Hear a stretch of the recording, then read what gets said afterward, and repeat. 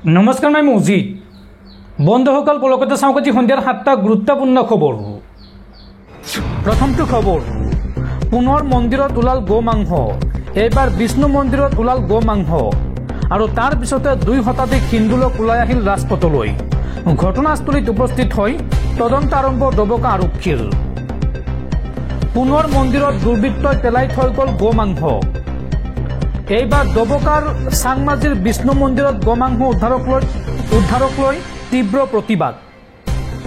মন্দিৰ চৌহদত গোমাংস উদ্ধাৰৰ পিছতেই ক্ষোভ একাংশ হিন্দু সমাজৰ। 2 শতাধিক হিন্দু লোক ওলাই আহিল ৰাজপথলৈ আৰু এই ঘটনাক লৈ দুখ প্ৰকাশ চাংমাজিৰ মুছলমান সমাজৰো আৰু দোষীক কঠোৰ শাস্তি দিবলৈ আহ্বান জনালে মুছলমান সমাজে। আৰু ঘটনাস্থলীত ইতিমধ্যে আৰক্ষী উপস্থিত হৈ আৰম্ভ কৰিছে তদন্ত। গোমাংস পেলোৱাৰ অভিযোগত আৰক্ষীয়ে ইতিমধ্যে আটক কৰিছে এজন ব্যক্তিক। পৰৱৰ্তী খবৰ, অৱশেষত গ্ৰেপ্তাৰ কৰা হ'ল অভিনেত্ৰী নন্দিনী কাশ্যপক।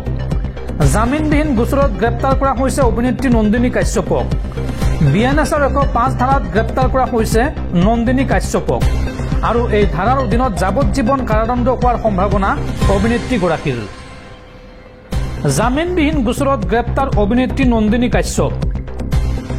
BNSৰ 105 ধাৰাত গ্ৰেপ্তাৰ অভিনেত্ৰী নন্দিনী কাশ্যপক আৰু এই ধাৰাৰ অধীনত যাৱজ্জীৱন কাৰাদণ্ড হোৱাৰ সম্ভাৱনা। দিছপুৰ আৰক্ষীয়ে গ্ৰেপ্তাৰ কৰিছে অভিনেত্ৰী নন্দিনী কাশ্যপক আৰু এই মুহূৰ্তত এপলৰ পৰা GMTHলৈ মৰণোত্তৰ পৰীক্ষাৰ বাবে নিয়া হৈছে ছামিউলৰ মৃতদেহ আৰু মৰণোত্তৰ পৰীক্ষা সম্পন্ন হোৱাৰ পিছতে নলবাৰীৰ মুকালমুৱাৰ নিজ বাসগৃহলৈ লৈ যোৱা হ'ব ছামিউলৰ মৃতদেহ।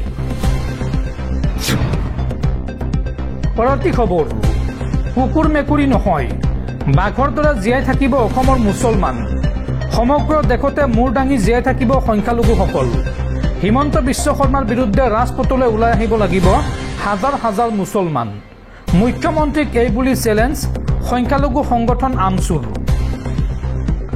অসমৰ মানচিত্ৰৰ পৰা সংখ্যালঘুক নিষেধ কৰিব বিচাৰিছে মুখ্যমন্ত্ৰীয়ে। হিমন্ত বিশ্ব শৰ্মাৰ বিৰুদ্ধে ৰাজপথলৈ ওলাই আহিব লাগিব হাজাৰ হাজাৰ মুছলমান। অসমতে নহয়, সমগ্ৰ দেশতে মূৰ দাঙি জীয়াই থাকিব লাগিব সংখ্যালঘু মুছলমান। ৭১ৰ পূৰ্বে অহা মানুহৰ গাত হাত দিলে সহ্য কৰা নহ'ব। মুখ্যমন্ত্ৰীক এই চেলেঞ্জ সংখ্যালঘু সংগঠনৰ।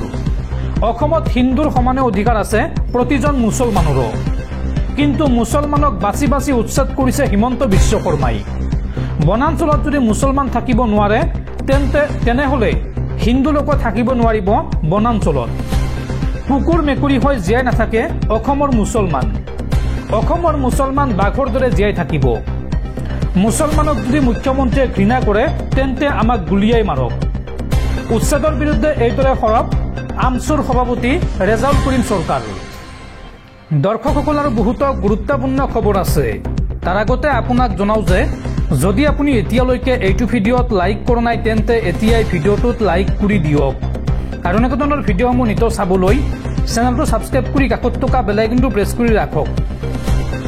পৰৱৰ্তী খবৰ, দেশত পুনৰ ভয়ংকৰ গুলিয়াগুলি। জম্মু কাশ্মীৰত পুনৰ সেনা আৰু সন্ত্ৰাসবাদীৰ মাজত ভয়ংকৰ গুলিয়াগুলি আৰু এই গুলিয়াগুলিৰ সময়ছোৱাত জম্মু কাশ্মীৰত পুনৰ 2 সন্ত্ৰাসবাদীক গুলিয়াই হত্যা ভাৰতীয় নিৰাপত্তাৰক্ষীৰ। জম্মু কাশ্মীৰৰ পঞ্চুত সেনাৰ গুলীত নিহত হৈছে 2 সন্ত্ৰাসবাদী।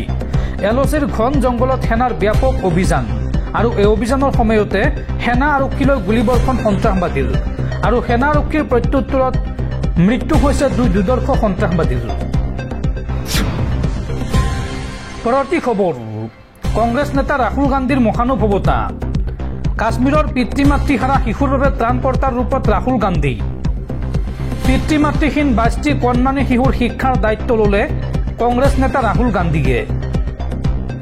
জম্মু কাশ্মীৰৰ পঞ্চু জিলাত অপাৰেচন সিন্দুৰৰ সময়ত পাকিস্তানৰ গোলাবৰ্ষণত পিতৃ মাতৃ অথবা অভিভাৱকক হেৰুওৱা 22টি কণমানি শিশুৰ শিক্ষাৰ দায়িত্ব ল'লে কংগ্ৰেছ নেতা ৰাহুল গান্ধীয়ে। এই কথা সোমবাৰে ৰাজৌৰীত সাংবাদিকৰ আগত প্ৰকাশ কৰে প্ৰদেশ কংগ্ৰেছ কমিটিৰ সভাপতি তাৰিক হামিদ কাৰাই। তাৰিক কাৰাই এই সন্দৰ্ভত কয় যে 7 মে'ৰ পৰা 10 মে'ৰ ভিতৰত পুঞ্চ আৰু ৰাজৌৰীত পাকিস্তানৰ গুলীচালনাৰ ফলত বহু সাধাৰণ নাগৰিক নিহত হোৱাৰ লগতে সা সম্পত্তিৰ ক্ষতি হয় আৰু এই ঘটনাৰ পিছত ৰাহুল গান্ধীয়ে পুঞ্চ ভ্ৰমণ কৰি ক্ষতিগ্ৰস্ত পৰিয়ালসমূহক সাক্ষাৎ কৰে। তেওঁ আমাক পিতৃ মাতৃ অথবা উপাৰ্জনকাৰী সদস্য হেৰুওৱা স্কুলীয়া ছাত্ৰ ছাত্ৰীৰ তালিকা প্ৰস্তুত কৰিবলৈ কয় আৰু আমি তেওঁৰ ওচৰত এনে 22টি শিশুৰ নাম জমা দিছোঁ। কাৰাই এই সন্দৰ্ভত লগতে কয় যে 22টি কণমানিৰ তালিকা কেৱল পুঞ্চ জিলাৰ আশে পাশেহে প্ৰস্তুত কৰা হৈছিল। তিনিদিনীয়া ভ্ৰমণৰ পিছত আৰু কিছু শিশু এই তালিকাত যোগ হ'ব পাৰে বুলিও তেওঁ ইংগিত দিয়ে। যুদ্ধ বা সন্ত্ৰাসবাদ পৰিস্থিতিৰ বাবে যাতে শিক্ষাত বাধা নপৰে তাৰ বাবে এই পদক্ষেপ গ্ৰহণ কৰা বুলি মন্তব্য কৰে জম্মু কাশ্মীৰ কংগ্ৰেছে। পৰৱৰ্তী খবৰ, উৰিয়াম ঘাটৰ উচ্ছেদ অভিযানত হস্তক্ষেপ গুৱাহাটী উচ্চ ন্যায়ালয়ৰ। 7 আগষ্টলৈকে প্ৰশাসনে উৰিয়াম ঘাটত চলাব নোৱাৰিব উচ্ছেদ। ৭৫টাকৈ পৰিয়ালক সাময়িক সকাহ দিলে গুৱাহাটী উচ্চ ন্যায়ালয়ে। উৰিয়াম ঘাটৰ উচ্ছেদক লৈ ডাঙৰ খবৰ, 7 আগষ্টলৈকে প্ৰশাসনে চলাব নোৱাৰিব উচ্ছেদ। বনাঞ্চলত চলাবলগীয়া উচ্ছেদত ন্যায়ালয়ৰ হস্তক্ষেপ। ৭৫টাকৈ পৰিয়াললৈ সকাহ গুৱাহাটী উচ্চ ন্যায়ালয়ৰ। প্ৰশাসনে এই সন্দৰ্ভত বান্ধি দিলে সময় আৰু প্ৰশাসনে বান্ধি দিয়া সময় বৃদ্ধিৰ নিৰ্দেশ ন্যায়ালয়ৰ। 7 আগষ্টলৈকে পৰিয়ালসমূহ থাকিব পাৰিব বাস কৰি থকা স্থানত, এই নিৰ্দেশ দিছে গুৱাহাটী উচ্চ ন্যায়ালয়ে। পৰৱৰ্তী খবৰ, গুৱাহাটীৰ হিট এণ্ড ৰানৰ ঘটনাক লৈ ডিচিপি জয়ন্ত সাৰথী বৰাৰ সংবাদমেল।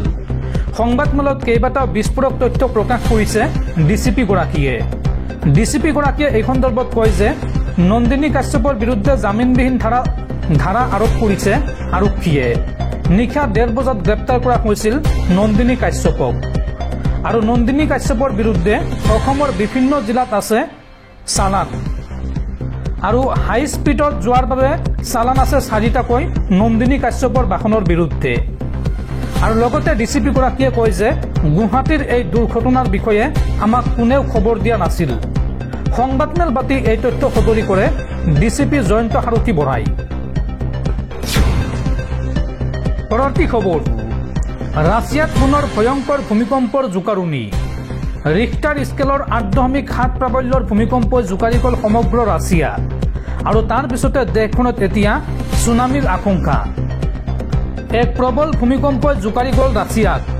ৰিখটাৰ স্কেলত এই ভূমিকম্পটোৰ প্ৰাবল্য আছিল 8.7। এই বৰ ভূমিকম্পত দেশখনত বহু ক্ষতিসাধন হোৱাৰ লগতে প্ৰচণ্ড ছুনামিৰ আগজাননী প্ৰদান কৰিছে প্ৰশাসনে। ৰাছিয়াৰ উপৰিও জাপান আৰু আমেৰিকাতো প্ৰচণ্ড ছুনামি অহাৰ আগজাননী প্ৰদান কৰা হৈছে। ইতিমধ্যে দেশকেইখনৰ সাগৰীয় প্ৰান্তত বাস কৰা লোকসকলক উক্ত স্থানৰ পৰা নিৰাপদ স্থানলৈ স্থানান্তৰ কৰা হৈছে। বতৰ বিজ্ঞানীসকলে আগজাননী প্ৰদান কৰিছে যে প্ৰায় 13 ফুট উচ্চতালৈকে সাগৰীয় পানী ওপৰলৈ উঠি বিভীষিকাৰ সৃষ্টি কৰিব পাৰে।